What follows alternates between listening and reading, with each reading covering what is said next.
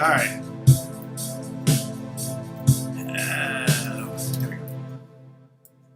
A minor vamp, A minor jam. Sometimes one chord, soloing over one chord is harder than soloing over changes. I mean, not so harder than soloing over something like giant steps, but when you've got at least the blues, you got some chords to kind of play around between, going between and stuff like that. So we're going to keep talking about. Hey, good evening, Keith. We're going to keep talking about soloing, concepts in soloing, how to solo, what is soloing. I don't know. It's kind of free form at this point. But the idea is, and probably something I'll say in every one of these videos that I talk about soloing, is that we often as guitar players, we spend a lot of time practicing soloing. Just give a random number, 95% of our time practicing soloing, and 5% of our time practicing rhythm. And then when we get in the real world, we spend about 95% of our time playing rhythm and about 5% of our time soloing. And probably part of the reason for that is because when we solo, we get nervous, and so you want to be as prepared for that as possible. And that makes sense. Oh, yeah, that's all different. I mean, there a guy, Dennis is asking, soloing for blues or jazz is different from rock and pop metal? Yep. Yeah, I would definitely say, for one thing, in blues and jazz, you're going to have probably more time. You're going to get, a chorus or two, which is, a chorus would be one time through the song. If it's a fast blues, you might get, or fast jazz piece, you might get 3 or 4 or 5 choruses. If it's going by really fast. The thing is, if you're doing a live jazz gig, each song's probably going to be 8 to 10 minutes long, right? In an hour, you'll probably do 6 to 8 maybe songs, and you'll play the head, which is the melody, which it might be,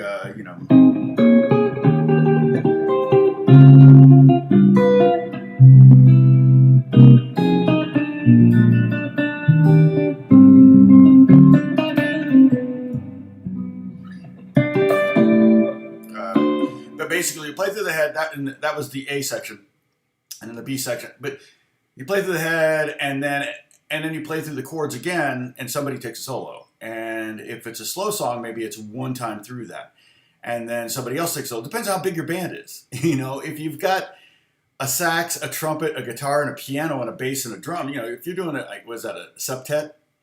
Sextet.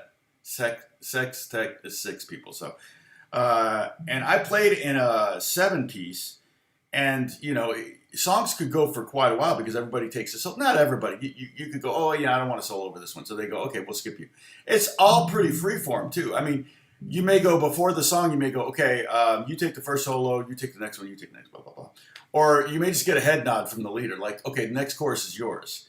And so in those contexts, when you're soloing over jazz, you're going to have some time to develop, especially if it's a modal thing, like a lot of stuff in the 60s that Miles Davis did, where it may be just a chord or two chords or something, or a chord and a modulation and then a chord.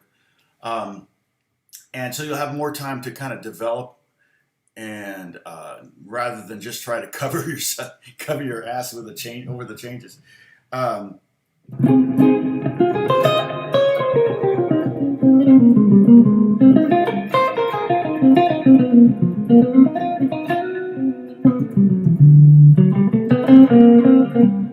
So, and same thing with blues. The thing about blues is you're gonna have if you're playing in a blues band and you're the guitar player, you're gonna solo on every song, and you may solo several choruses. So a night playing in a blues band is going to be very different than playing in a pop band, or now a metal band. That's different too, because you're going to probably have a guitar solo in every metal. But those are going to be a little bit more composed, I would think. I would think more metal solos feel more like a classical composition, and you want to do the same thing every time. It may not be true. I've never played in a heavy metal band, so I can't really answer that thoroughly, Dennis. But I have played in rock bands, and I played in pop bands, and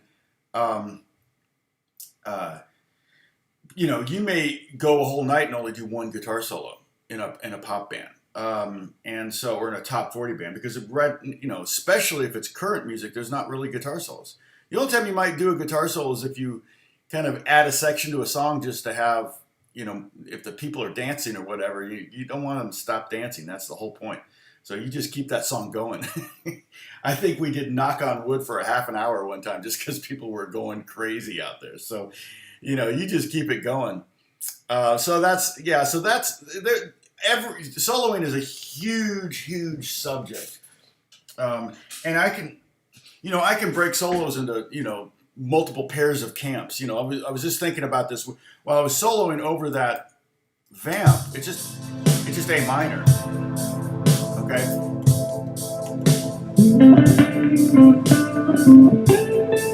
And I play like A minor pentatonic. But remember, I said you can move that exact same pentatonic shape all over the neck and get different sounds. If I put it at the 12th fret, I'm going to have that ninth or that second in there. And then there's that note that's missing. So that means all the licks that you have down in your pentatonic shape here, all those licks are going to be good, and you're going to be able to do them. Whatever lick it is, you're going to be able to do it in all the other positions. It's going to have a different quality over the chord, but that's the whole point. If I play at the 10th fret, it definitely has an uneasiness that F wants to resolve down to the E, which is in the chord. The chord is only A, C, E.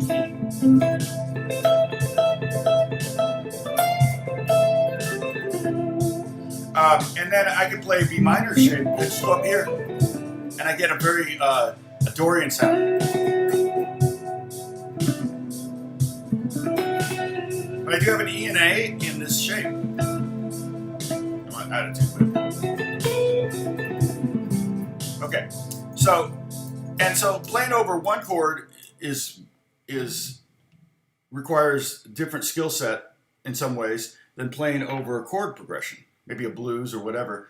So in other words, you could have a solo that's over one chord or over many chords. So there's two camps right there. Okay, so are you playing over one chord or are you playing over a bunch of chords? Okay, if you're playing over a bunch of chords, the next question is, are you going to play in the key? So if the song's in A, like an A blues,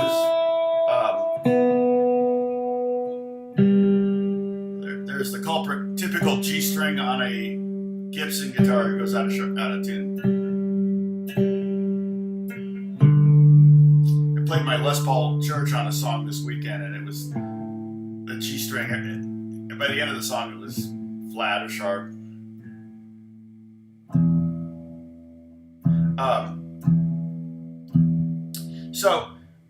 So one of the things that we talked about this too in playing over blues and different things is that you can play over each chord. So when it goes to A, you can,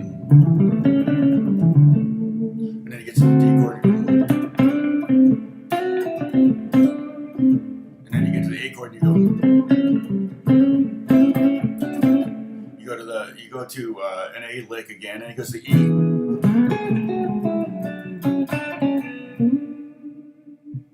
And then it goes to the D chord, maybe you go, and then it goes to the A chord, and then you go to A licks. Okay, that's one way. But the kind of the more challenging and almost more interesting and fun way to play over a chord progression is to play through the changes. So you make a change, you point out the differences between the two chords. So like the difference between the A7 and the D7. I have a G, for example. I might sit on the G note on the A7, and then in the D7 I got an F sharp. So that's a nice little thing I can play with. And the cool thing is I can play a solo, and you should, if I'm doing my job right, you should be able to hear where the chord change happens. You know, if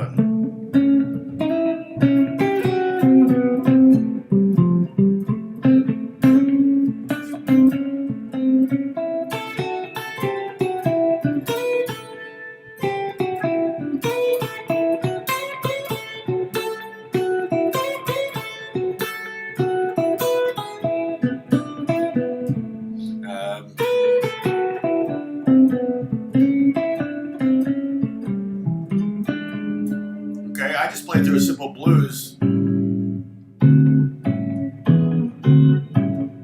where I went 1 4 1 1 4 4 1 1 5 4 1 5.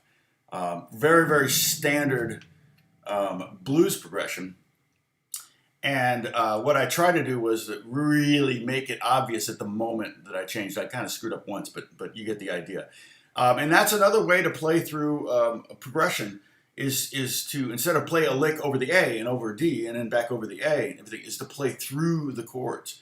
And that's a more difficult thing because it requires, I wouldn't necessarily say music theory knowledge, because there's a bunch of blues guitar players that don't know a lick about music theory and can't read music, but can play amazing lines over the blues. And it's largely because they're super duper familiar with the progression and things, and they've done a lot of variations. Now, just so you know, we do have a drinking game. Hey, Gary made it. Speaking of, Tom's Command Sips. Tom's 10.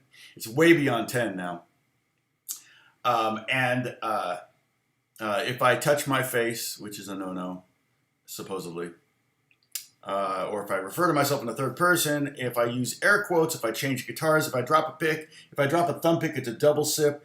If I leave the room, it's a sip. If I say I had a band in high school called, it's a sip. If I say I did all the guitars for Apex Legends, it's also a sip. Hey, Sergio, good to see you, man. So, again, my bookends for this talking about soloing is, again, you know, as much as we all love to practice soloing and it's kind of the glory job of a guitar player, the job that actually gets you a job is being able to play decent rhythm. If you have bad time, you can't, read or can't remember songs, things like that, nobody's going to hire you. Just because you can solo great, unless they want to make the band about you and you're the leader and you're going to just do nothing but solo all night long, then that's great. But that's not most situations. So being able to have a good rhythm, be able to play rhythm well, is kind of paramount to being a working guitar player. That said, we're talking about rhythm. I mean, we're talking about soloing in this video and future videos. Yes, that's right. If we have a quiz, if I say there will not be a quiz on this, then you get to take a celebratory sip. Okay? All right. So,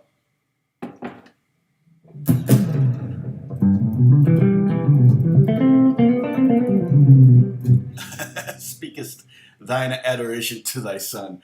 That I forgot about that. Yeah, I love you, boy. I think I said this one. This was a Hank Hill one from King of the Hill. He said, "Boy, I'd hug you, but I love you."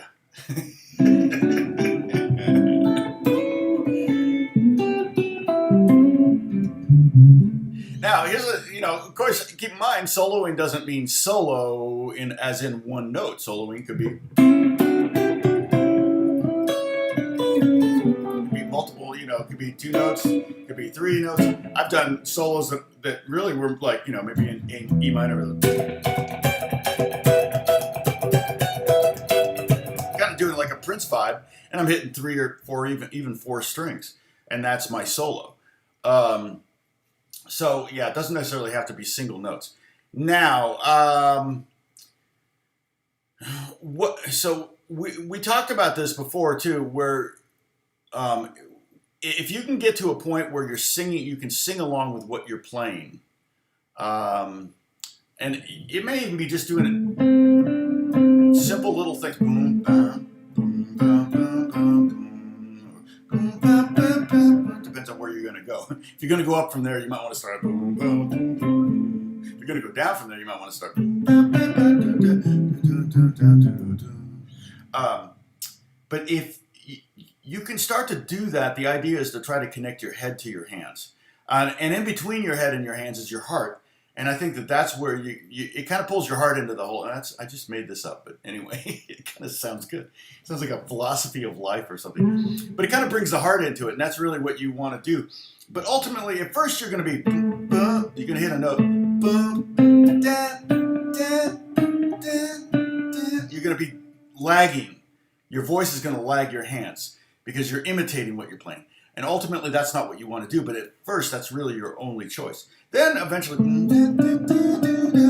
you'll be able to do it at the same time. And then the goal is for you to be able to, any melody you hear in your head, you can throw down on the guitar. Okay? And so that's kind of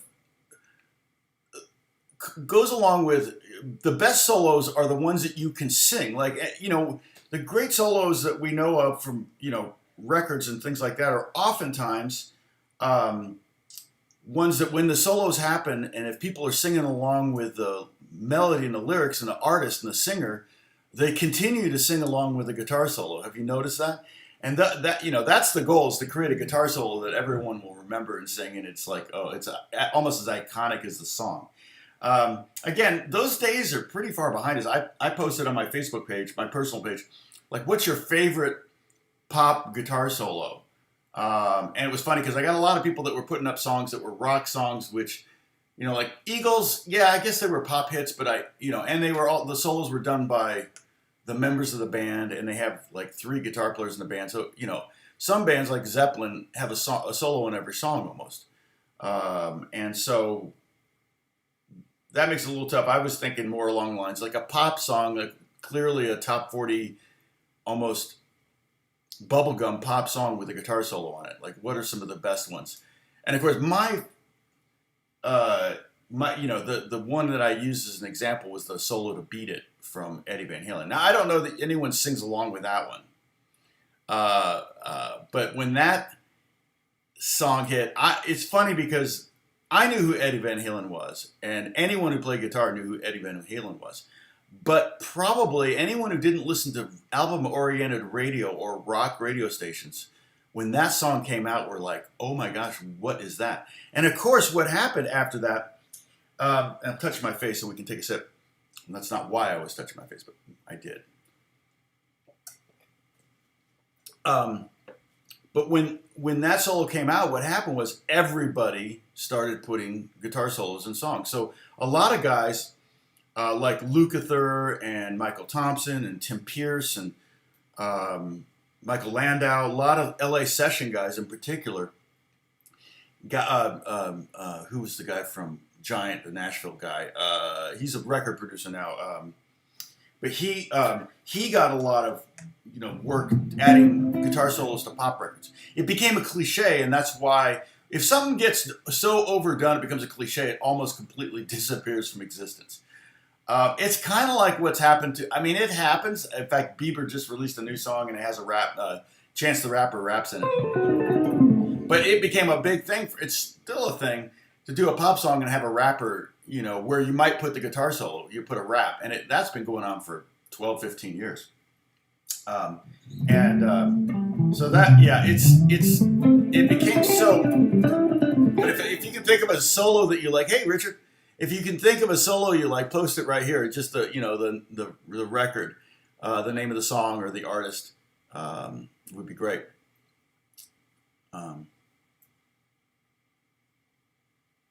Oops, John hit return too soon. So most of the time, John says, when I put ideas from my mind to a solo. Okay, now here's part of my thinking on this. I feel like your brain is such a tape recorder, especially when you're young, that your parents are listening to the radio. My mom listened to classical music. My dad listened to jazz music. My mom also listened to R&B radio and soul. It was funny. She started getting into like Gladys Knight and stuff like that. And then my dad also listened to a lot of like Latin jazz, bossa nova, and he introduced me to a lot of that kind of stuff. And I think if you hear a melody once and then you hear it again in 20 years, you might go, boy, that sounds familiar. You know what I'm saying? If you hear a song or, whether it be a singer, but a melody is the thing. If you hear something like that when you're 5 years old and then you hear it when you're 25, you might go, wait a minute. I recognize that. So my point is, I think in your head is stored billions of melodies that you've heard or millions of melodies or lines that you've heard through the years.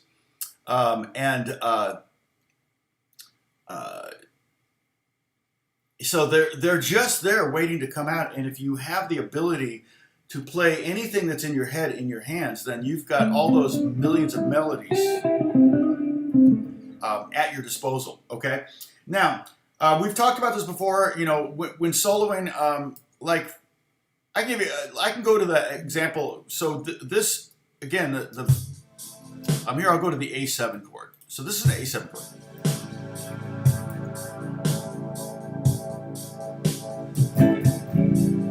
That's just the A7 chord. If you want to practice your strumming, not that the drums are very, I can turn the drums up, but A7, okay? A7. It's A, C sharp, E, and G. And one way to play it would be 5, 7, 5, 6, 5, 5. Bar chord. Let me turn the drums up a little bit.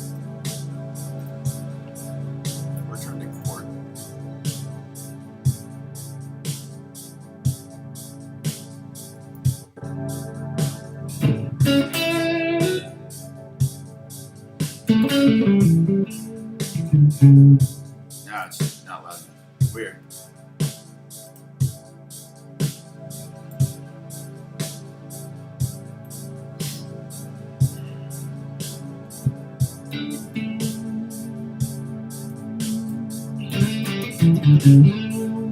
So I have, over A7, I can do a lot of different approaches over a seventh chord. So let's say we're on the first chord of an A7 blues, the first bar of an A7 blues, and the world has slowed down.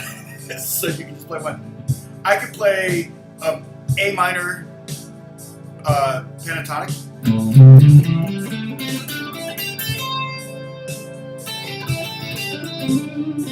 That C note is going to clash with the C sharp note that's in the chord. So it may want to go up there. So you can add the C sharp to your A minor pentatonic. Now, I might not use it in a passing manner like that, going D, C sharp to C. I might go D, C, C sharp, right?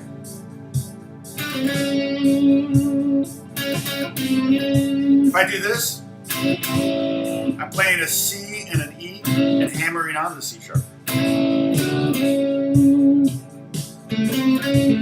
Okay, so I got a minor pentatonic. I got a minor pentatonic with the C sharp.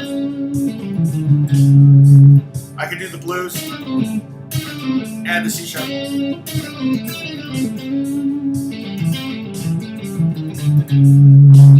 And you got with that blues note and the C sharp in it, you've got a huge passage of chromatic notes. And chromatic notes are 1 fret passages. Going 1 fret is chromatic. I could go chromatic.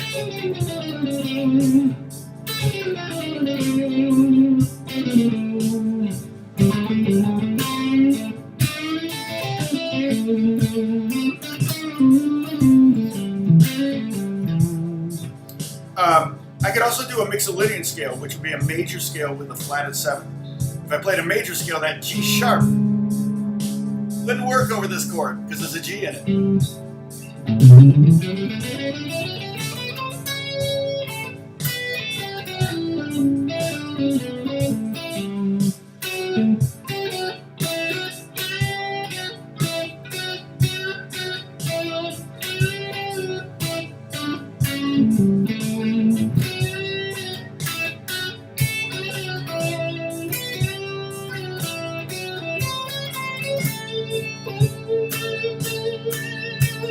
That was very Mixolydian. That.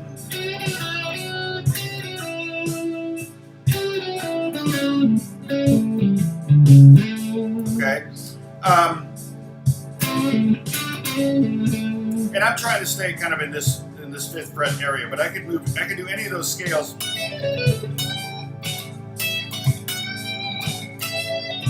I could do any of those scales in any position. But then what I'm most likely to do, and I might do like the Cage method, okay, so then I'm seeing this E form here. And so with this E form, I've got a lot of licks.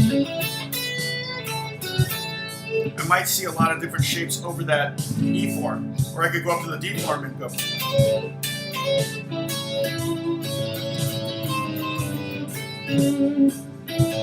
You know, when you do that lick, you're starting kind of on, you're kind of technically envisioning a D form.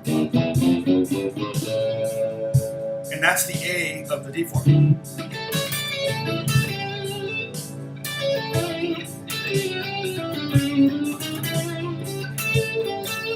But one of the things, you know, when you're taking a solo, you want to say something. You don't want to just play a bunch of scales. But the scales give me lots of options, right, of notes I can go to. And then with jazz and with blues, I feel like you can go on a fishing expedition. With pop, no. You gotta come up with a really good solo. It's gotta like be, you know, you gotta know it's gonna work. But with blues and with jazz, you can kind of go, is this gonna work? You can try stuff. And you can do a theme and variations, you can do a theme and but you can also do a development. So like this would be like, let me see if I can come up with like a development idea.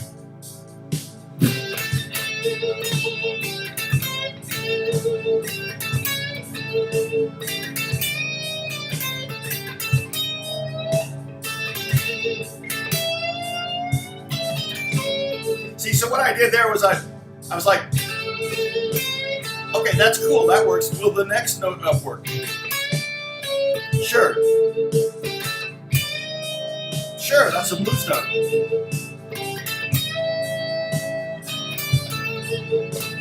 Oh, there's where I finally hit something that was like, okay, that's not gonna work. But I went very Mixolydian, so that F natural didn't work as well. So I went all the way up to the F sharp. Okay. So let me look at some questions here. I'm gonna stop. Also, everyone, I'm so sorry if you're watching this video like 12 hours from now, and you get a commercial every 5 minutes. I just went to Friday's video, and YouTube had put a commercial in every 4 minutes or something crazy like that. So I have to delete them all. And then I insert one and add in every 30 minutes, but that's as soon. That's more, you know, that's the most I'll ever have you do. Okay, so sorry, let me get to some of these questions here. Okay, John, I'm trained to play in major minor pentatonic form, which I know. Sometimes the notes don't fit nicely into the usual patterns, but in other modes, scale form, memorize the other forms, mode forms. I'm not exactly sure. you're talking about pure major scale, and you don't know Mixolydian, you should know all the modes. I would learn all the modes. They're all come in handy. I mean, even like Phrygian or whatever.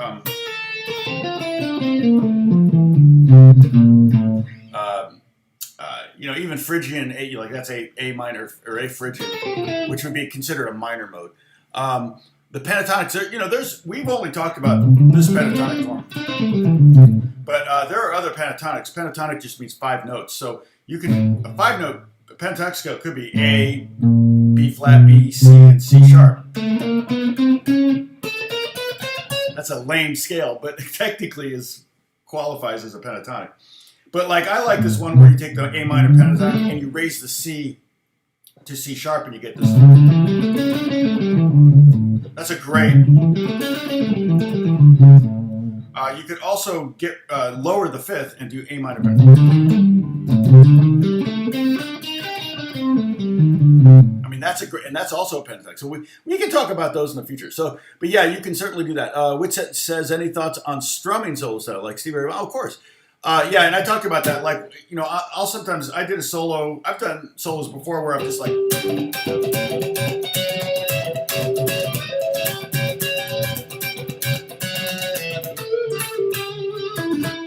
I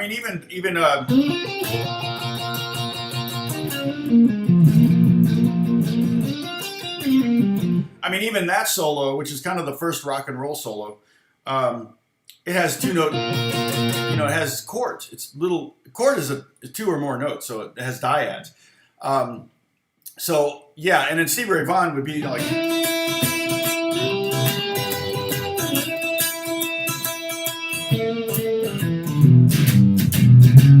I mean, he would to imitate Stevie Ray Vaughan, you really almost need to hit all the strings at once all the time. He's really going at the strings. It's a really big part of his sound. Sorry, I'm getting behind on the questions. Let's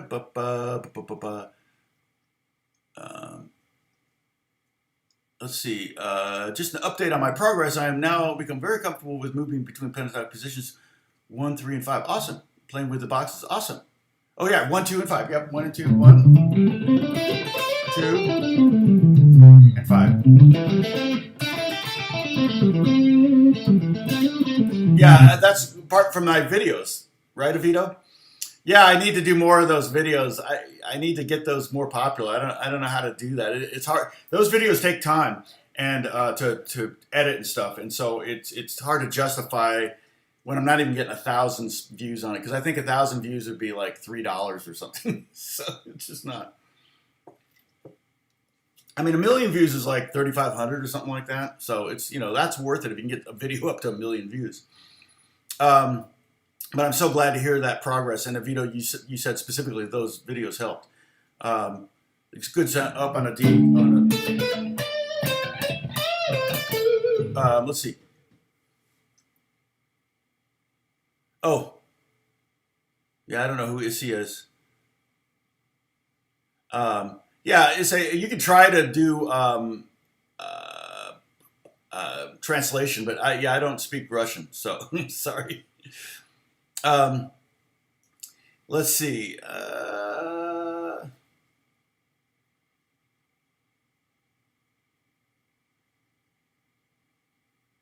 Let's see. How do you get Tom? How do you get that nice subtle distortion like you play 5th fret and hammer on and pull off from the 7th back to the 5th fret? Like that. Oh, that thing. I mean, the distortion is just the box is the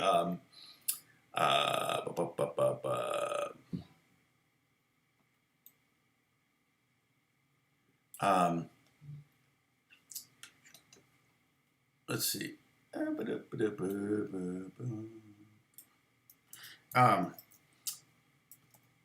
But it's just that particular sound is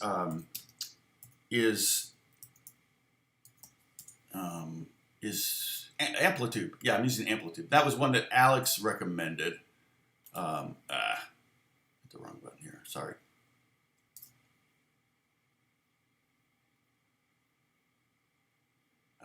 Out of sync is not worse than yours. I don't know what that means. Okay.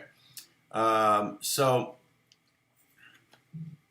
well, I mean, you say I'm speaking English, so if you it's not for English speakers only, but if you don't understand English, I don't know why you would watch the channel, but clearly you do.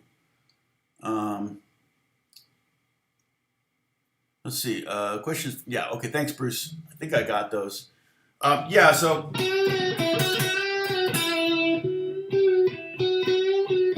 You know, one of the tests you can do too for a good pedal or a good amp or even a plug-in is to play a phrase soft and see if it cleans up. Like if I turn this up a little bit, you can really hear the pick. And if I dig in, it distorts a little bit more. And that's how you want it to be. You want to be able to have these dynamics within your playing. When you get to the high gain heavy metal pedals, there won't be any difference. The Metal Zone pedal by, who made it? Is that Boss? The Metal Zone, I think it's Boss, or I can't remember. You know, that thing's supposed to sound the same no matter how hard you pick. Which is part of the thing, like some of the metal guys, they actually don't dig in as hard as like the blues guys. They play very light touch, but they got so much gain on their guitar, it sounds like they're just like digging in. So, okay. Let's see. Sorry, I'll go put them. Yeah, pretty much everybody here. I mean, I put your Russian in Google Translate, so.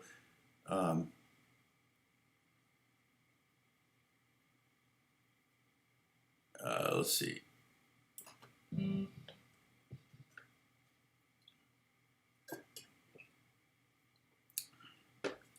So go from that D up to repeat the minor above the 12th fret.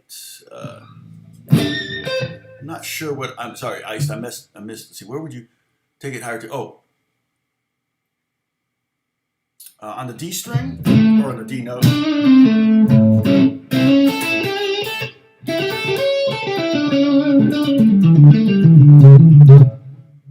Vito, technically I play the A minor diatonic scale. It's not the Aeolian scale of C. I shift from C note to the 8th fret. A minor above the 12th fret. Sorry, typos, no worries. Yeah, and you can find all the scales. But here's the thing, you can also use modes. I mean, I can teach you, we haven't done this yet, but I can teach you a bunch of diatonic scales, okay? But if you're in a relative mode, then it really doesn't matter. I mean, if I'm playing an A minor, like pure A minor with an F and a C and a B, okay, then I'm probably going to think that up and down the neck.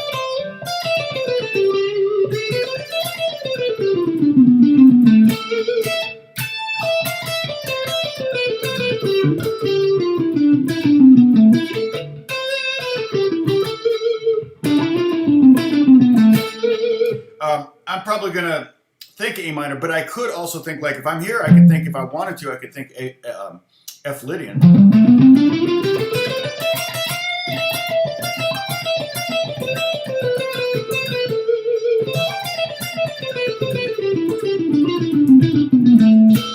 So like if we put that chord progression back to, I go back to the F minor, the A minor pad.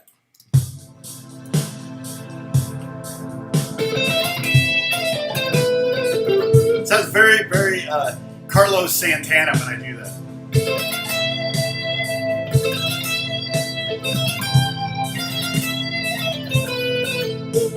So the notes in an A minor triad are A, C, E.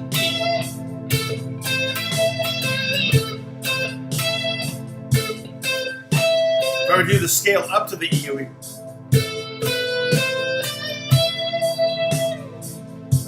A, B, C, D, E.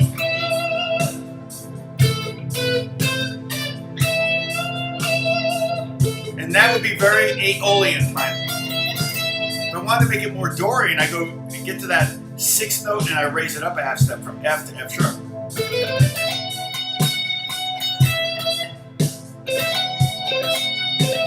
And that definitely doesn't sound like Santana. Isn't that funny how immediately it goes away?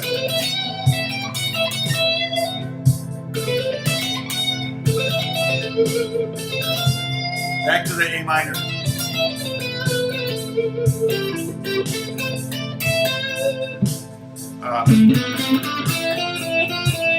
So there's A minor and an A Dorian. Because it's such a simple chord, I could play A Phrygian, which would be A minor, except with a B flatted. So it would be B flat instead of B natural. So it's a flat second.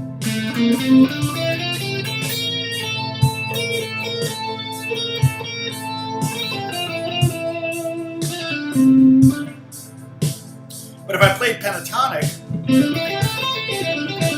it could be all three of those scales: A minor, A Phrygian, and A Dorian. You would never know because I'm not hitting any of the signature marker notes that would create that mode.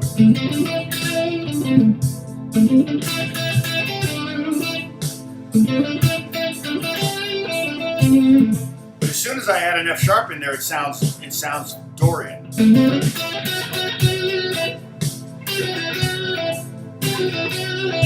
Almost sounds like the pad has changed, but the pad's not changing. It's just what you're playing over it implies a change.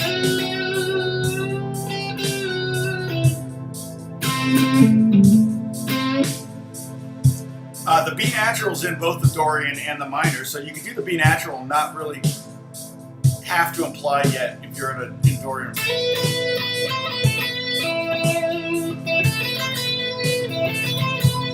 But that second is such a gorgeous tone too. It's such a it creates kind of a want, a need. It's tension, so it creates a desire for resolution. And it could resolve up or down. Like that B could go. It could go up or it could go down.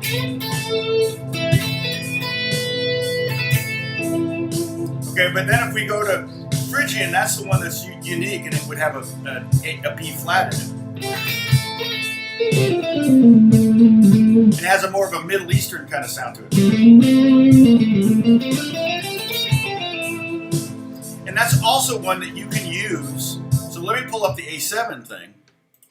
So if I play the A minor Phrygian, but then take that C, so instead of playing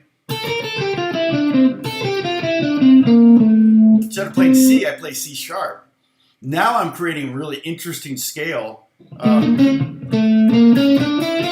sounds very Middle Eastern, but also works really well in a jazz context. But here's the A7.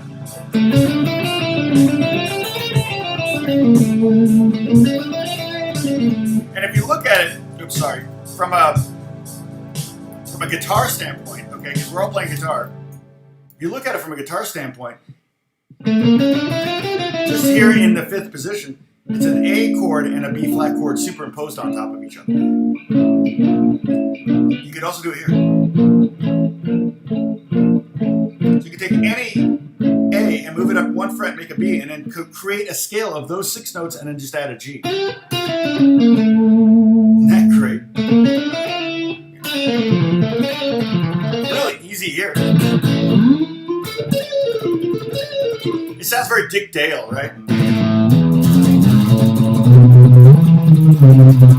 It sounds very, very surfy, you know? I don't know where that came from, how Dick Dale kind of started doing that, where but I think he was just messing around. He goes, oh, this sounds Middle Eastern, you know? And so...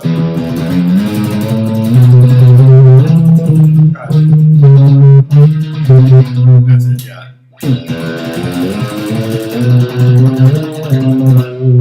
What the heck scale is that? It's like E, F, G sharp, A. Yeah, it's kind of like that A minor. It's almost like an A minor scale with a G sharp. So it's kind of like harmonic minor, but then it's got an E flat in it. So it's got a blues. It's a very odd scale, and I'm sure there's a name for it. I just don't know. Hey, Abe. AB is in the house. Good to see you. Hope your feet, hopefully you're back to 100%, but.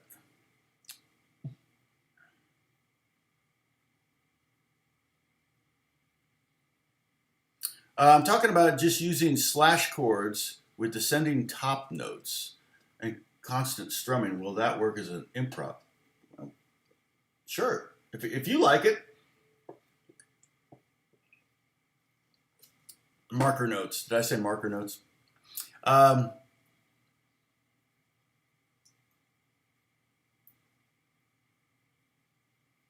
I missed a question. Sorry, Bruce.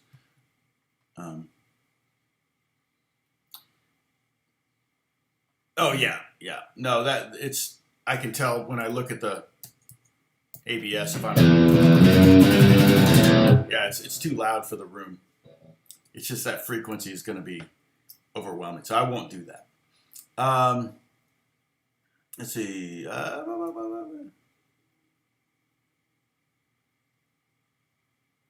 You're busy. Maybe you're catching up all the work you missed when you were sick.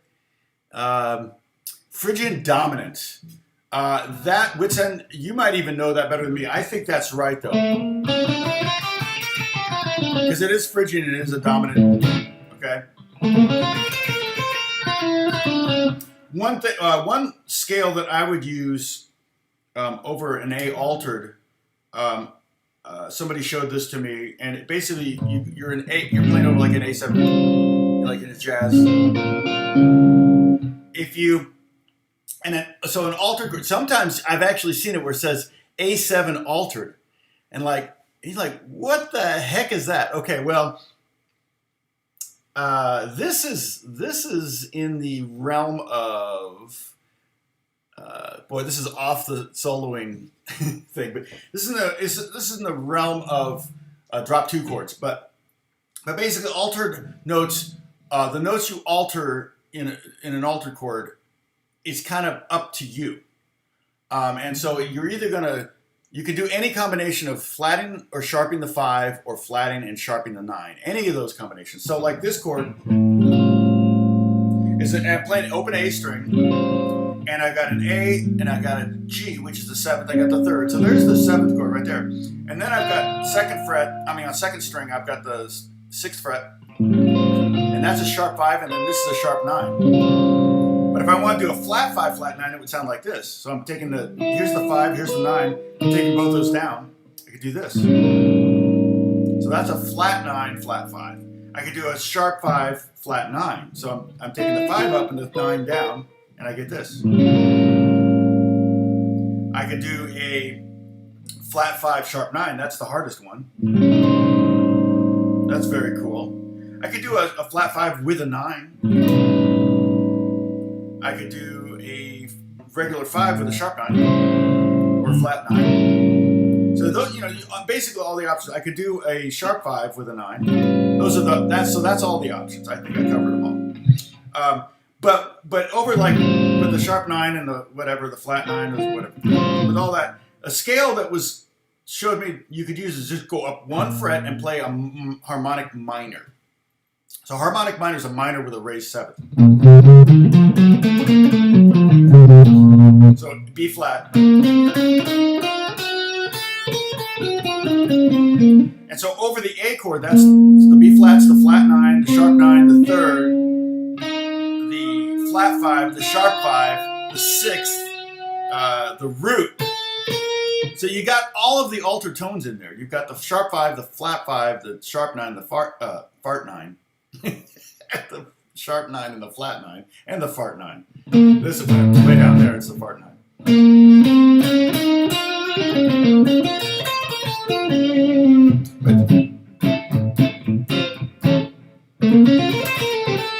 And a lot of times I'll use that scale if the chord is going from A7 to the D major 7. Because again, you're creating this tension. If you do this A 7, 13, let me write it down.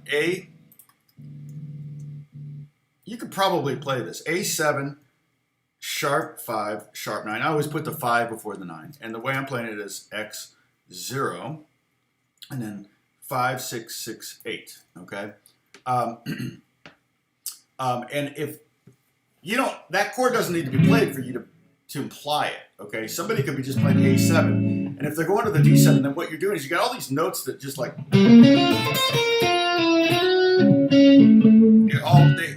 it's creates a lot of tension that once you resolve it, it's like, you know?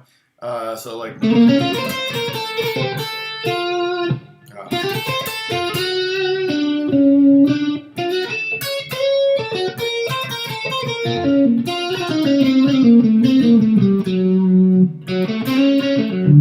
So it's basically go back and forth between A7 and D7, D major 7. D major 7 is the pretty one chord.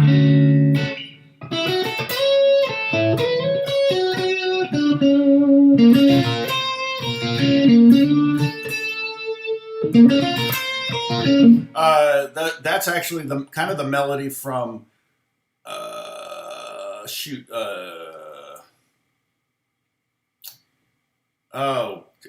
trumpet player, not Freddie Hubbard, Dizzy Gillespie, right?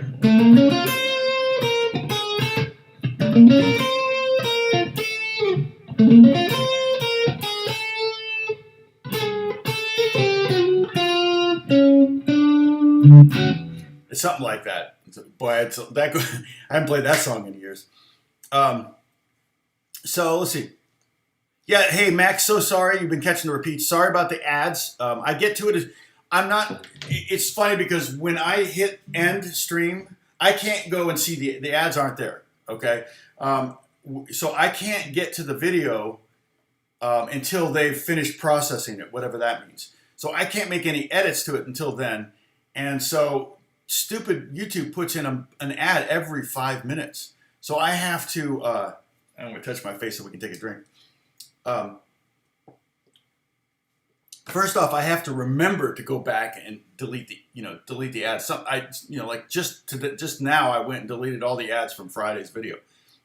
I thought I'd already done that over the weekend, but I didn't. And I can't do it from my phone. I have to do it from my laptop. So if I'm not near my studio computer, then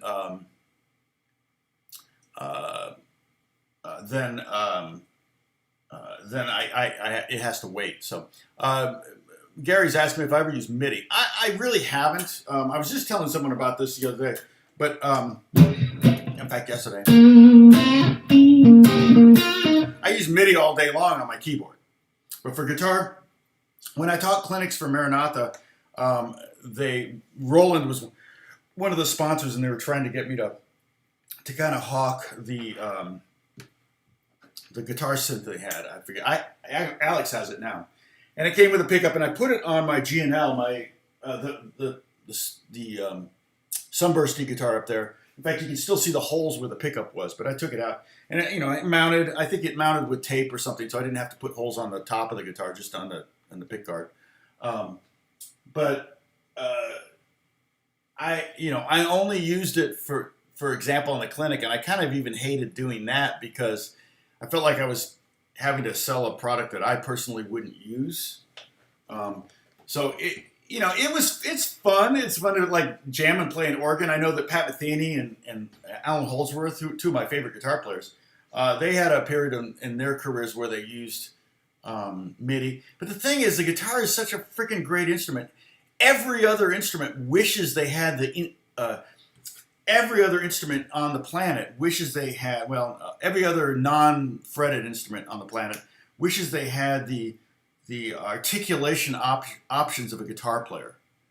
And then to take that away with a MIDI thing, it's kind of lame, in my opinion.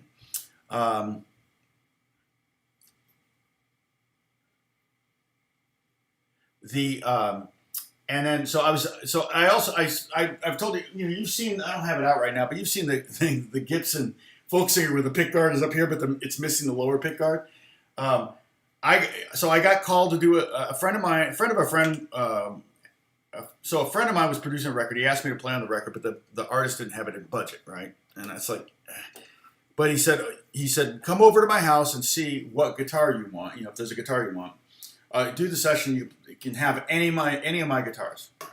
And he had all his guitars hanging up in his studio. He had a studio and he had everything hanging up. So I said, okay.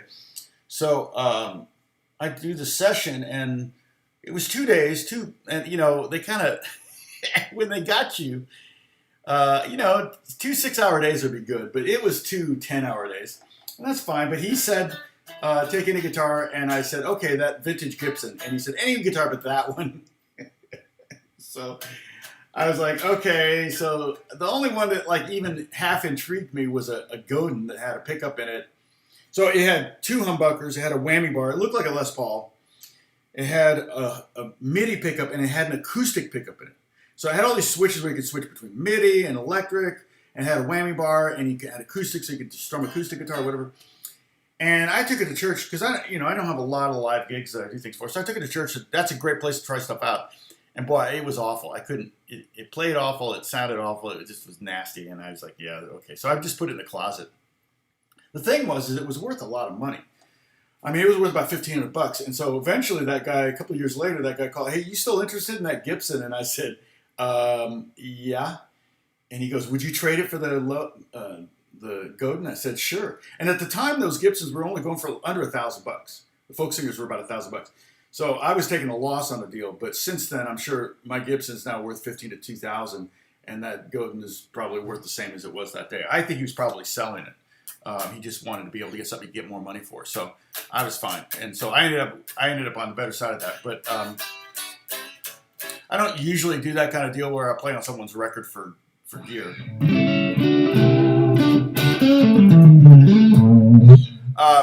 So let's see. David, let's see. Whitson says, "I dig the altered stuff, all the rest of it, but I've been kind of getting into the chords." Oops, it's going too fast.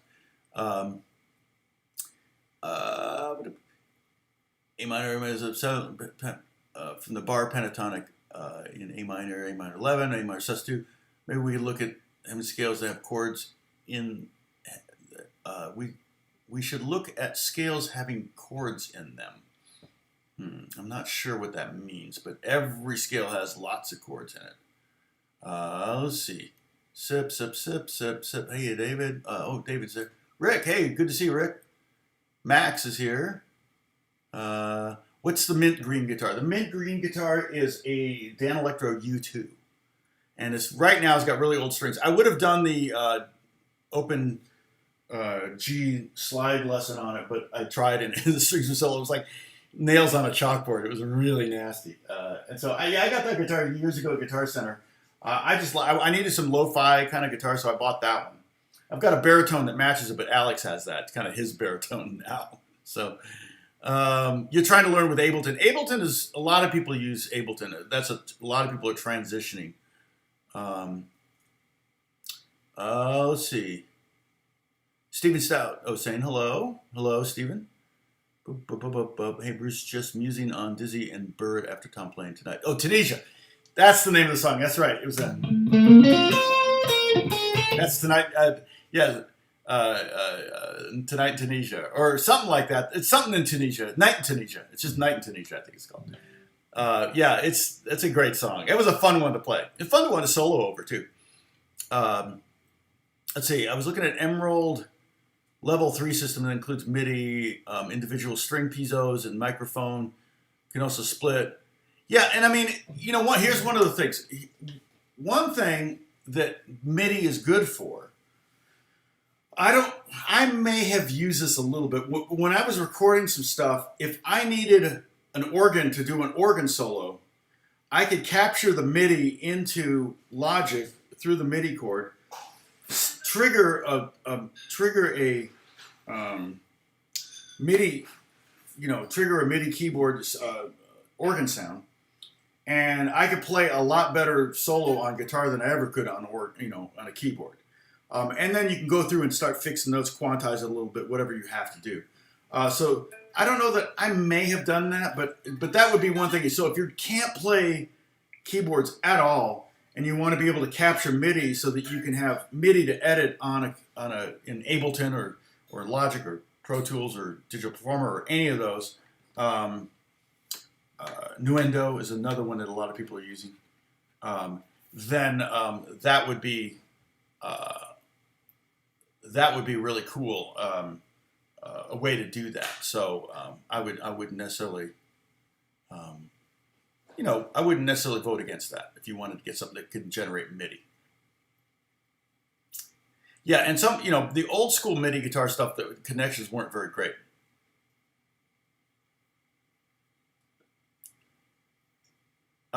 Yeah, Vito's asking the difference between open G, open D, and dad dad. All the major chords are MXMM for major chords. M is a given fret. Yeah, I mean, if you're an open D, you got an open D chord here. So if that would be E, and that would be F, and that would be G, and that would be, and it's great for slide. Open. We talked about that with the slide thing. Open D and figure style players use open D all the time, but open D. Dwayne Allman and what's his name? I can never remember his name. Derek Trucks use open D a lot, and then. A lot of guys use Open G. I like Open G. I don't know, probably because first time I did open tunings, I was more like playing lap steel stuff. She the chords and scales and use them in solos. Oh, I see what you're saying. What's that? Yeah, I mean, you could totally. I was just doing this. I think I was doing this. This is crazy. Okay, this is pretty high end stuff. This is. Let me go back to my Metheny sound. I learned this from Guitar Player magazine, but it's actually a Herbie Hancock trick, I think. So I'm going back to A minor. Before I do that, so if you visualize that scale, A minor pentatonic. Okay, if you visualize the scale on one string, on the second string. Oops. I always recommend this. This is a really good exercise to play scale on one string. It'll really help you get up the neck.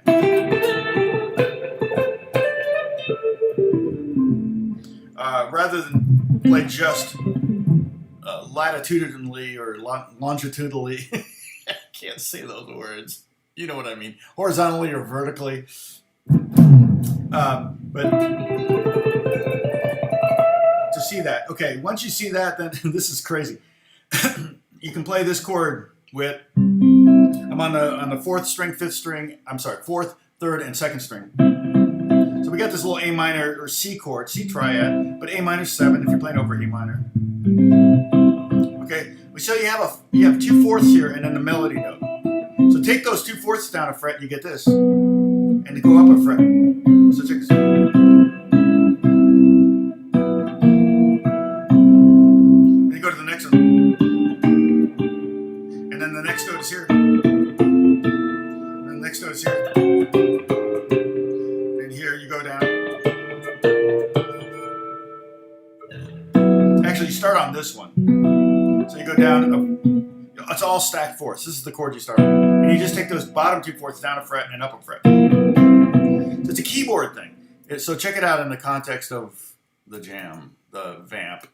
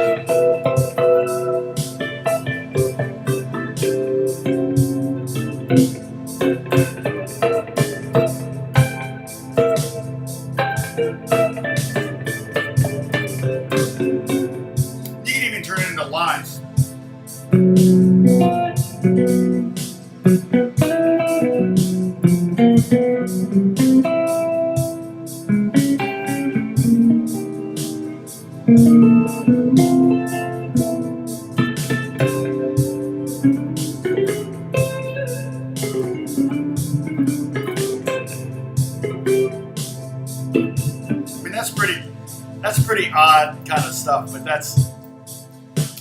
that would be, a very piano-esque kind of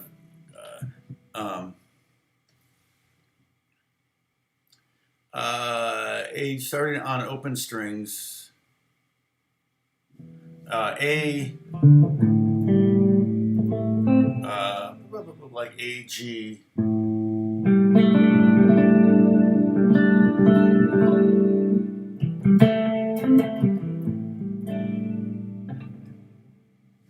Well, and Vito, that's kind of what I was doing there, but it was almost more an accidental harmonization.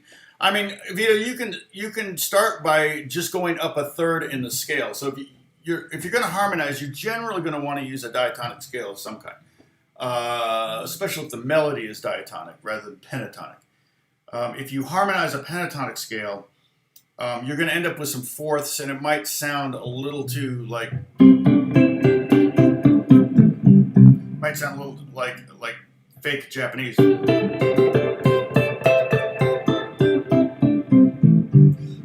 It's good, kind of cool for rhythm stuff. But if you really want to harmonize, say, a melody is as simple as, you're going to want to go up a third, so which is 2 scale tones. So if I'm starting on C, then I go start on E, and the harmony to this is this.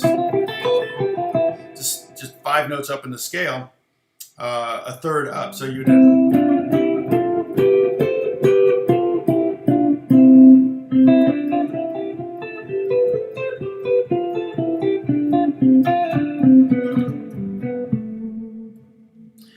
you could do a fifth. Fifth is a little less interesting, and plus you're going to have you're going to have to do. I mean, the best harmonies are sometimes what I call contrary movement, or like I like. I'm playing, but I'm playing the E, the A on top, so it's kind of a harmony. There's basically 3 types of harmonies when you're singing with someone. You have parallel motion, where you're moving together like this. Okay, this would be an example of parallel motion. Okay, you have contrary motion, which would be like this.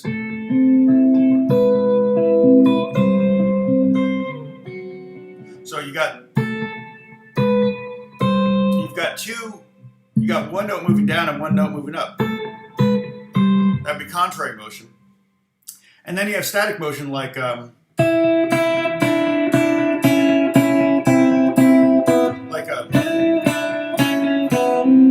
enough.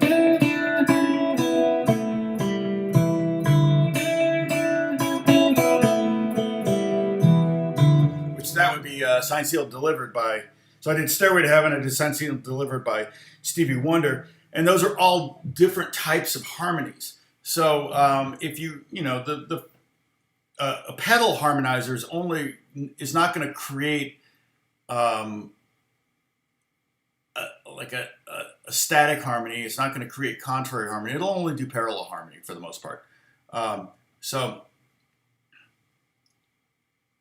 yeah, exactly, Max. Counterpoint is going to require more knowledge. I mean, I think some people could probably wing it, but yeah, it's tough. I mean, and the funny thing is, when you want to learn harmonies, I mean, listen to harmonies. Some of the best harmonies, like I love how Stevie Nicks and Lindsey Buckingham harmonize, or Simon and Garfunkel. Their harmonies are great, or the Beatles harmonies. The Beatles were they.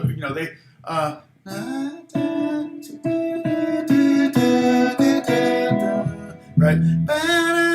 Somebody's singing that E note, and someone's going.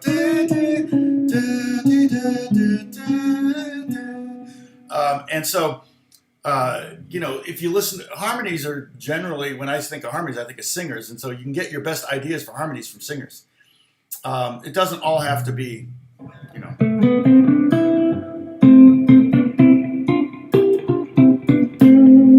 that totally works. And if you're doing something really fast, you might have to overdub the harmony. I mean, that's what Brian May did, right? One of the best guitar solos with harmonies, and I saw it written out somewhere. I probably could find it. I'll put this here. I know I'll try to get find the solo and then meta tag it so that you can start right at the solo. But it's Manhattan Transfer. Manhattan Transfer. Oh, there it is. Oh, it's funny. I looked it up more than once. Okay. So, all right. Okay, so it's a fun song. Question is, where's the solo? And the other one. Oh, there it is. Okay, cool. So, this is Jay Graydon. And this is 3 guitars. He tracked 3 guitars on it. He was the guitar player. Okay, so I'm going to post, let's see, share, click the little button start at, and then copy. Okay, so check this out. Open this window up and then check it out. And it, later. But Jay Graydon did an amazing guitar solo. 3 guitars. It's one of those guitar solos that made me want to quit playing guitar. Brian May for Queen would do these crazy solos. Back when I was a kid and I first heard Brian May and I was playing guitar, I was like, man, I want to get a guitar like his. Because I didn't know that, I thought the guitar was doing that. I didn't realize he got in the studio and he worked out all these harmonies. And so he would do that. And he did it to try to sound like orchestras and the wind ensembles or a bunch of flutes and things like that. He was very creative with all that, coming up with guitar parts and stuff like that. So,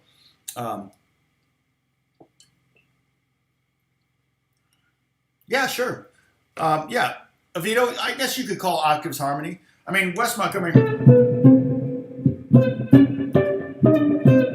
Gosh, my brain. I mean, George Benson would do a third and a harmony.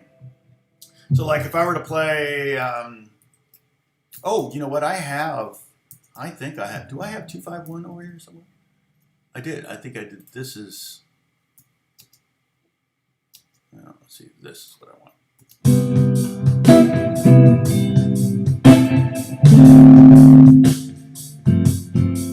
So this is just a 251 6 in G. I'm sorry, in C. Sorry, my windows are all mixed up.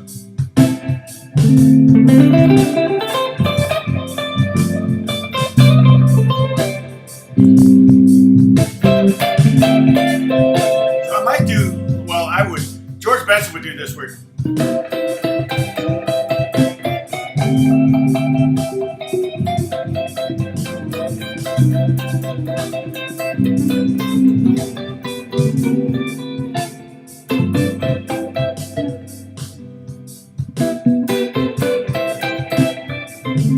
So I'm doing octaves and a third, so I'm doing 3 notes.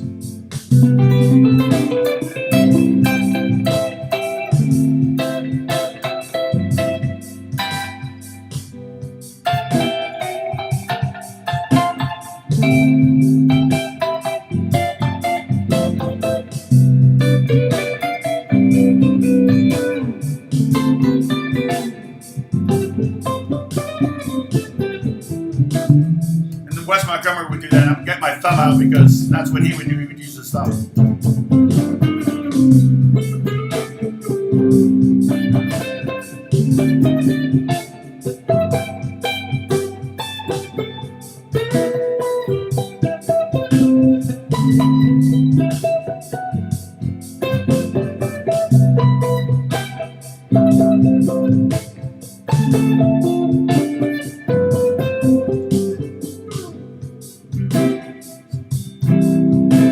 I can do that.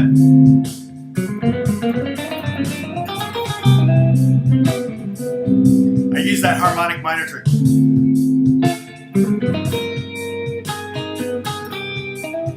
To create all sorts of tension. Now those notes are not in that chord, but it didn't matter. I could play them, the weird alter tones. I could play those as in the solo to set up all this tension that would resolve. So.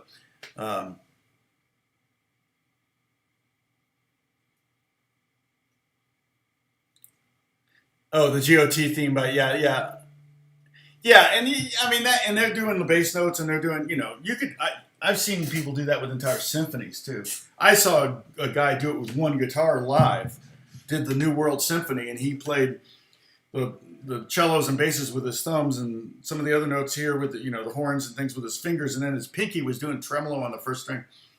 It was insane. Oh, thanks, Whitson. I hope I helped you. Sometimes it's hard to understand questions through the live chat. I know. I wish you probably wish you could talk to me. You're probably yelling, screaming at the screen. Tom, I'm trying to explain. Yeah. All right. Let's see. People are starting to take off.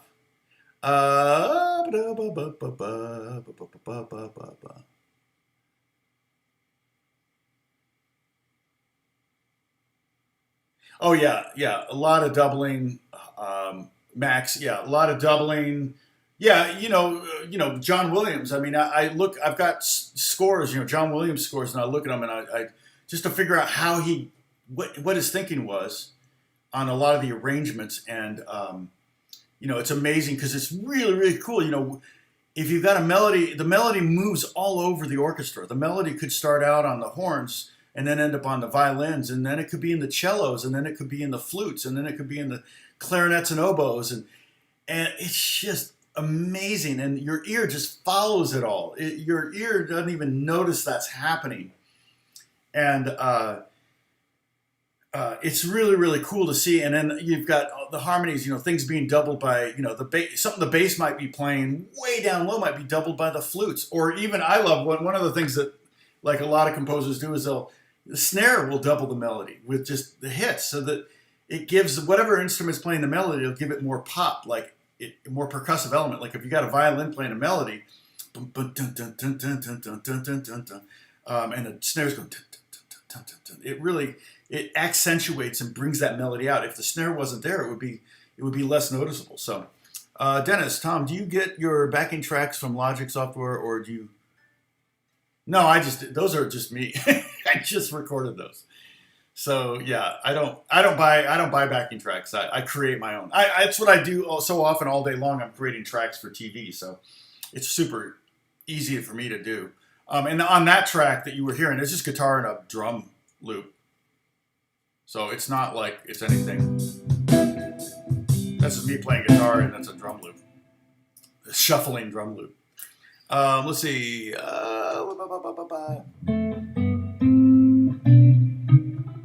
Yeah, I mean, you can make your own, Dennis. You can make your own backing tracks. I would do that almost in some ways before. And we could talk about that too. I could set up the laptop here, and I could do some work, and you can see what I'm doing. But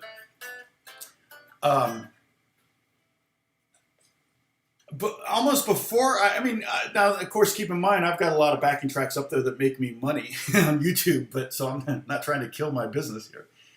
But say you needed a backing track to practice to playing over the 2-5-1 progression.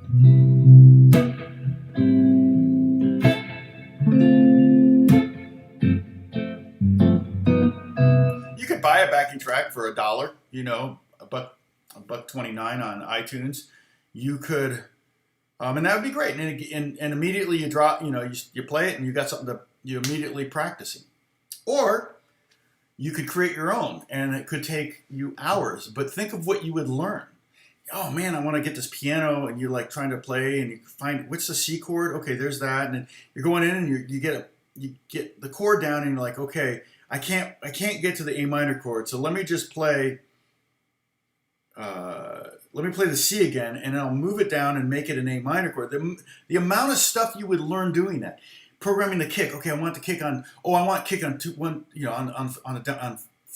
the floor. Is like boom, boom, boom, boom, and you realize, oh no, that sounds like a disco. Okay, so maybe I just want kick on 1, on and of 3. Okay, and you just the process of creating your own track, and you can do it for free if you have an Apple computer, you've got GarageBand. So you can do it all in GarageBand. And then you got a bass, you got to drop the bass in. And even if you don't have a keyboard, there's I think the button, if you hit the K button or something like that, or Option K, it turns your keyboard, your typing keyboard into a piano keyboard. But you can still just enter MIDI notes one at a time.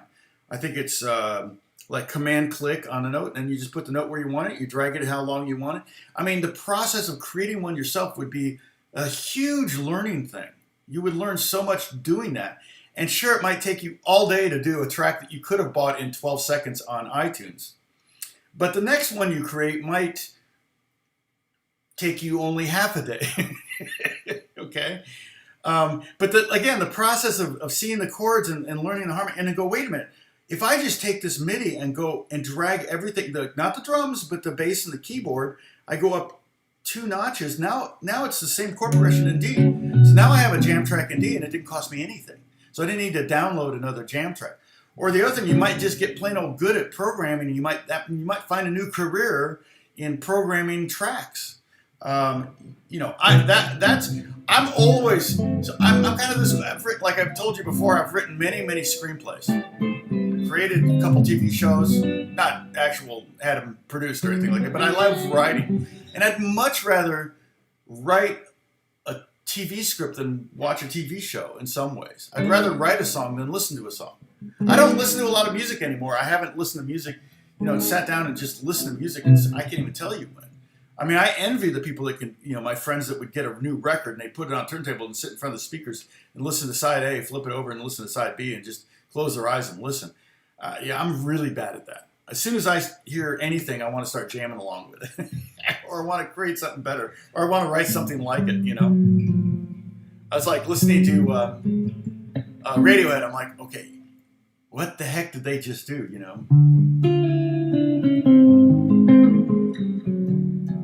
So let's see.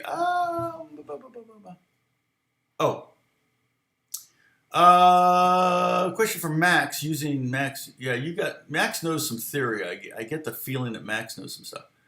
I'm sorry, I missed that question. Where was it? Oh, how do you feel about learning and copying Baroque classical violin parts of song? I have a feeling that's what Yngwie Malmsteen did. Yngwie, and the only reason I say Yngwie, I don't know. I mean, I met him when he first moved to the U.S., and that's how he pronounced it to me, Yngwie. But I met him the week he moved to L.A. Let's see. I know that if you're, and I'm not a bluegrass player, but if you want to be a serious bluegrass player, you've got to learn all those violin melodies, all those bluegrass, the fiddle, the Celtic fiddle. I forget what the jigs and things like that. You want to learn a lot of those, and those voices, those fingerings, those things that they do on a stringed instrument that's tuned in fifths are very difficult on a guitar. Like, hold on a second. I'm going to leave the room, so everybody take a sip, okay?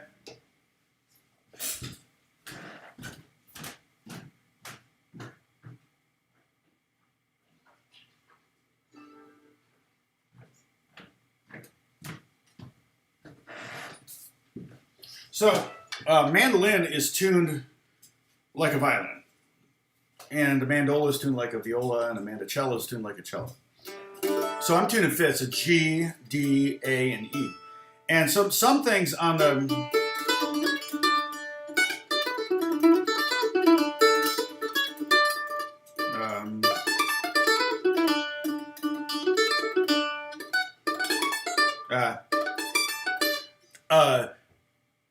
sweep picking was completely created by metal guitarists trying to imitate violins, because a triad. Sorry about my tuning. On a mandolin is like playing a pentatonic lick, right? I'm going D, F sharp, A, and D.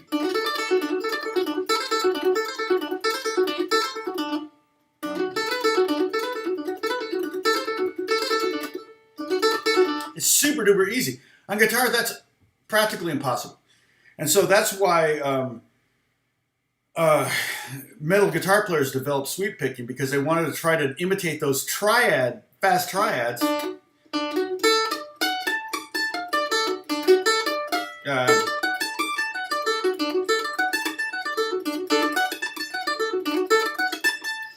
That relatively easy in really tiny frets.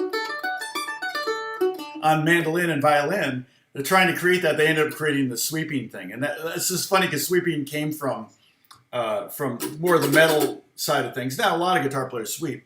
I can sweep too. Like, so to play that, that D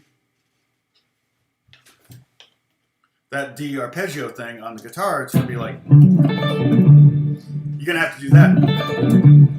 which is a very different, very different methodology to doing that than playing it on mandolin. On mandolin, that kind of lick is played like this. It's played like playing a pentatonic scale. I mean, so yeah. When you imitate violin things, you're going to find yourself having to develop sweeping techniques. But I don't have a problem with that. I'm totally fine. One thing you can do too is you can use violin exercise books to help you. Violin studies books. I would do that with flute study books because I wanted to practice reading high ledger lines. Because flutes are up high and they're really good at reading ledger lines. I don't know how they do it, but I would get flute books so I could practice reading high notes because it's really hard to read those on guitar. And so violin, it would be good for reading. And then, yeah, the licks that you get from that, sure, why not? You could totally use that kind of stuff. But it's interesting because the question is, in what context are you going to use those kind of lines? In metal, it'll sound, in some ways, especially like death metal or new metal or whatever, all those European metals, it's going to sound really in the pocket. If you do it in maybe a pop song, it might be a little weird, or if you do it in a jazz thing, maybe, but Baroque parts aren't going to sound quite right in jazz. But it's certainly, the dexterity you'll get from it will be very unique and very, I'm sure, usable. So I woke up. What did I miss? Well, okay, so we started talking about Spotify had backing tracks. Oh, they don't anymore? I didn't see your fix there yet. They have. That's true. Spotify does have backing tracks. I haven't thought about that. Still think you can learn a lot from creating your own backing tracks. Question for Max. Okay, got that. There are all sorts of backing tracks on YouTube. Yeah, and YouTube has them free too. But my point is, if I need something, I want to make it myself. I think Bruce is in the same boat. Bruce is like, in fact, Bruce, you need to make one of those. You need to create a template for to start making dulcimer capos. I showed you that one, right? That it was from Pakistan. I thought that was pretty cool. I think I paid $22 for it, so it wasn't like it was cheap. With shipping, it was probably $25, $26, and it didn't look like it was very hard. I mean, it was probably 10 cents in materials. So. Let's see. Any other questions here? Okay, I may go to story time. Oh, Max has a question. Tom, to ask a question that's less about theory, how do you make a melody that sticks in someone's ear? Well, that is the $1 million question. If I knew that, I would be the #1 call guitar player in the world. But that's where singing, being able to, if the solo emanates from you being able to sing it, like I talk about, I don't know if you were there earlier, but I talk about it's real important to be able to. What did I do with my? Oh, I hid my pick under my coffee cup. Why did I do that?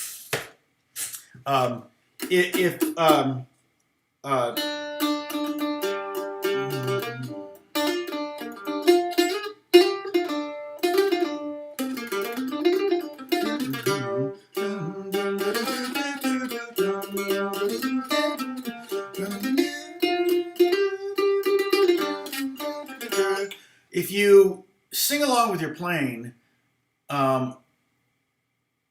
you're more likely to just naturally start creating more melodic parts that can be sung. If you're doing, if I'm doing this, whatever, what was it?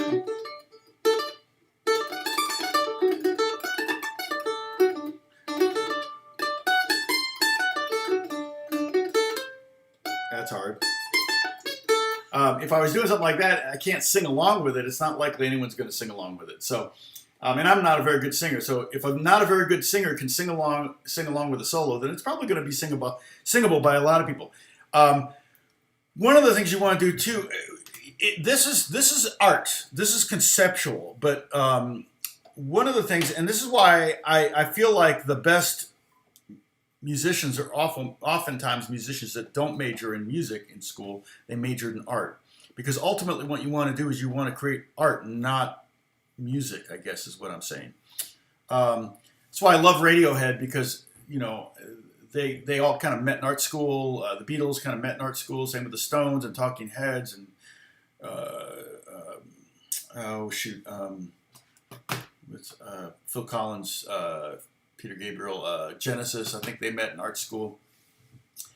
And so what you want in a guitar solo, if you're doing a track on a record, for example, you want to kind of think of the guitar solo as part of the entirety of the song. The guitar solo can't be a separate thing. It's got to be something that if somebody's going to put a guitar solo in a song, especially in a pop song, it's got to have a purpose. It can't just be, oh, here's the little place where we're going to put, it's got to kind of propel the song forward. You can do that by, the first thing you would do is maybe learn the melody. Whatever melody, if you're playing over the chorus, learn the melody of the chorus and then do some kind of variation on that.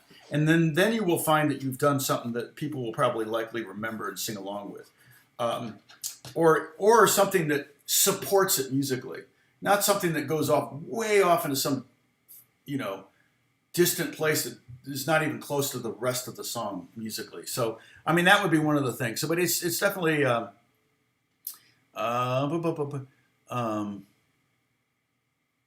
let's see, looper pedals are fun, but very simple way to create. Yeah, you can create tracks with looper pedals. I'm really bad at hitting it on the downbeat, though.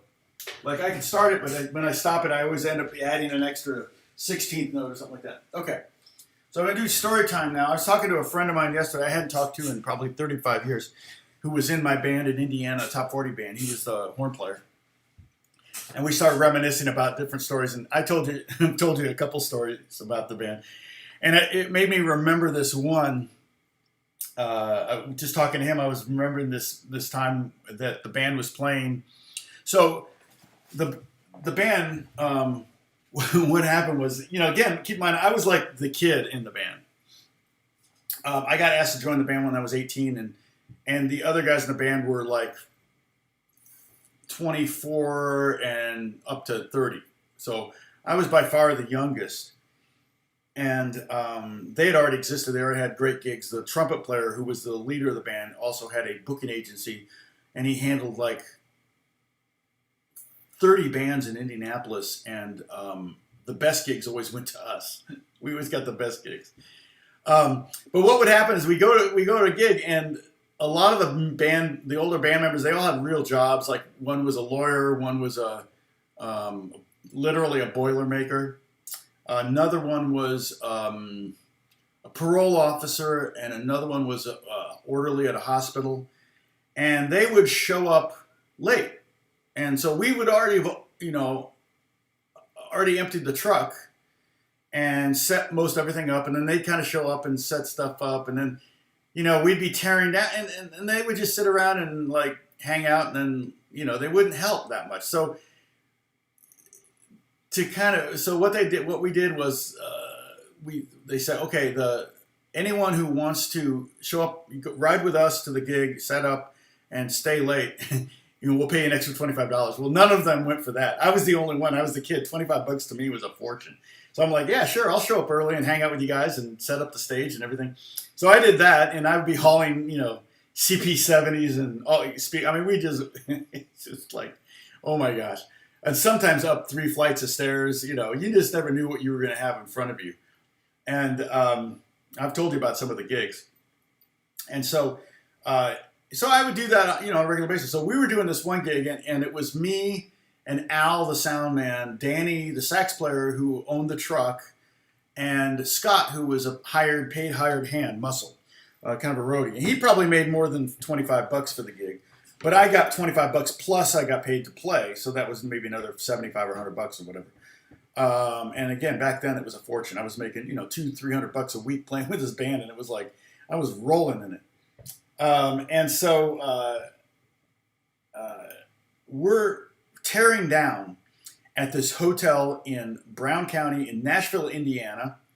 And it's a hotel where we just finished playing for no doubt, probably a Indiana University frat party. And so it's one of those convention rooms and has a big door, and we back the truck up to the big door so we can load things out.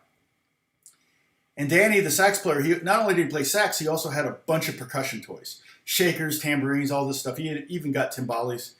And so we're And in order to have a table to put all the toys, the percussion toys on, I'm losing people. He stole from one of the gigs a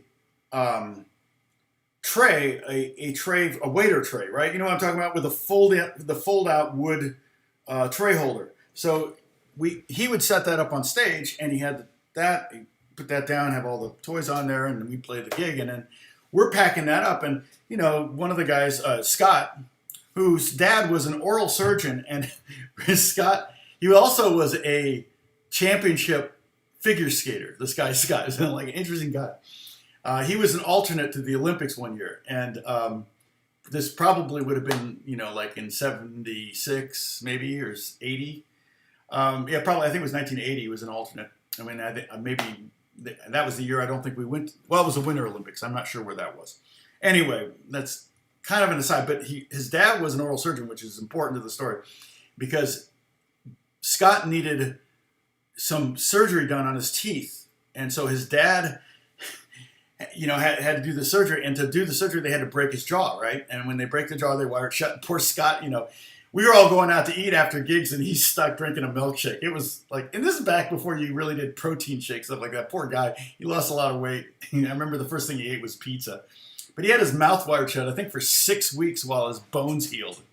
It was like brutal. And so we're packing up the gear. We're stacking stuff by the door, getting stuff in the truck. And there's certain things that go in first. The big things go in first. You want that at the front of the truck, the big speakers, the heavy things. And the last stuff is like, that percussion table that that Danny stole from the Columbia Club in Indianapolis. He reminded me that yesterday. He said, "Oh, I stole that from the Columbia Club." And the security guard comes up and goes, "You can't take that table." And Scott, his mouth is wired shut, and he goes, "Oh, that's our table." And he goes, "What?" And Scott's got his mouth wide shut, and he's trying to talk, and he can't talk very well. He's saying, "No, that's our table. No, you can't steal that from us." The guard says, "You can't steal that. That belongs to the hotel." It looked just like the hotel ones. It was standard waiter issue, tray.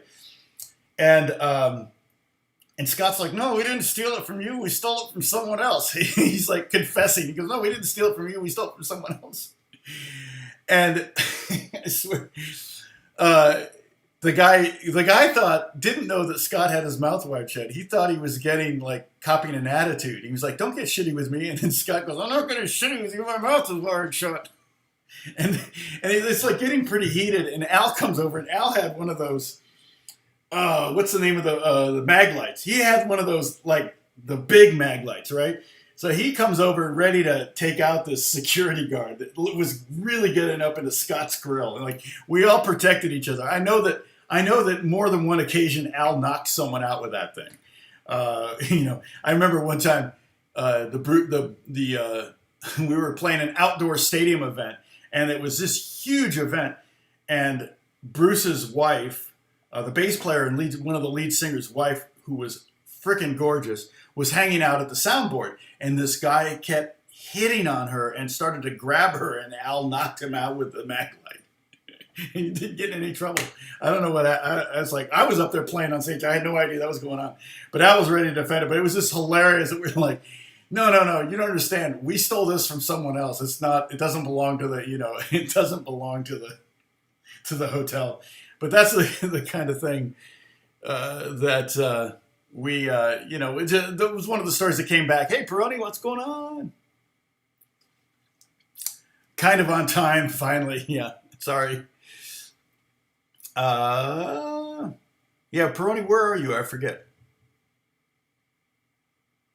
Yeah, I'm starting those stream now at 9 my time instead of 11, because that gives me more time in a day to get stuff done. So, and today is pretty lax. I'm not doing a whole lot today. I've just got.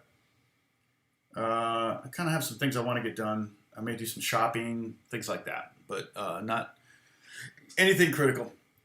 But anyway, yeah, so that's, one of the stories. I mean, when you play in a band and you're traveling around, just things happen. You get a lot of stories. I remember Kevin, who was the leader of the band, he was an insurance salesman. And so sometimes, and he would often drive the truck or something, but sometimes he would be like, he wouldn't want to go out eating after. London, awesome. I love London.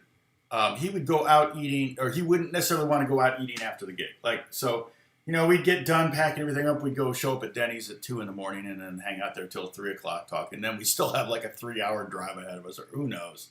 I mean, some of those nights were brutal, staying awake. And I remember one time, we had a truck and a car, and Kevin said, "Oh, I'm just going to stay asleep in the truck." So we park at it may have been that gig actually, because now I think about it, because it was in Brown County, Indiana. And we park in a parking lot, and the parking lot at this particular Denny's was like, there was a parking lot, big flat, like plateau, and then there was a hill that went down to something over there, like woods or something. And then Denny's was behind on the other side of the car. So we didn't even think about it, but we knew Kevin was asleep in the truck, and we're coming out from the restaurant, and one of the guys starts pounding on the truck like this, like comes up on Kevin, and he knows Kevin's asleep. He's like pounding really loud on the side of the truck, and Kevin was dead asleep, and he wakes up and he looks out and he sees he's sitting in the driver's seat of the truck, and he can't see anything in front of him. Like he just drove off a cliff and he's flying, and he grabs the steering wheel and starts screaming like he was going to die. And we come up on him and he's like screaming like, "Oh God." We totally scared the crud out of him. That was pretty funny. So, all right. 5 o'clock. Oh, yeah. So hopefully 5 o'clock. Yeah. 5 o'clock your time, Peroni. Yeah, I missed you. I saw you were around more back not so long ago. And so we're just talking about soloing, kind of broad ideas, big picture stuff, kind of. Maybe giving examples, answering questions. It's such a big subject. It's really, really hard to talk about. But right now we've mostly been talking about playing over vamps or one key progressions. I can talk about that. And in fact, I'll try to remember, because we were doing the jazz thing. I can do a couple different approaches on this. This is in the key of C, so I can just play C scales. And it'll work.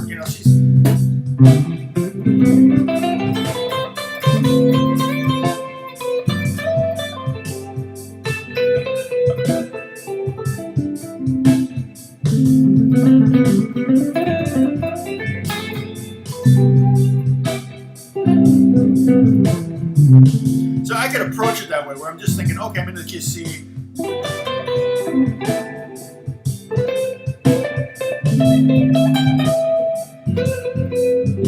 And know that pretty much any note I play, even if it's not in the chord, is going to be fine. I can resolve it. Or if I want, I can play over the individual chords. So I can play C, like.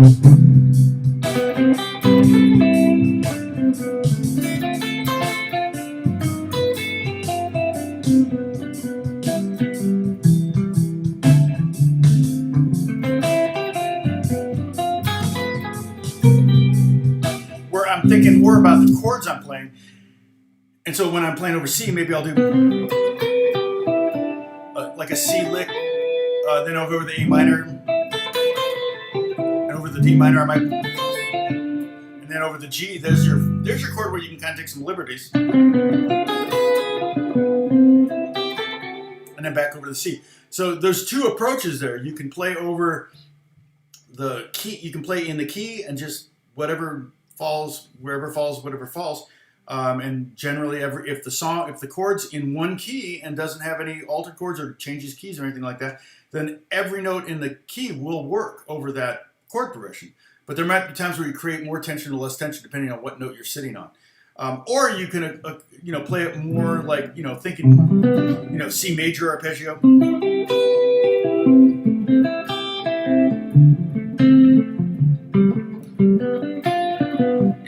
C arpeggio, C major arpeggio over the C chord, A minor 7 arpeggio over the A minor 7 chord, D minor arpeggio over the D minor 7 chord, G7 arpeggio over the G7 if you want.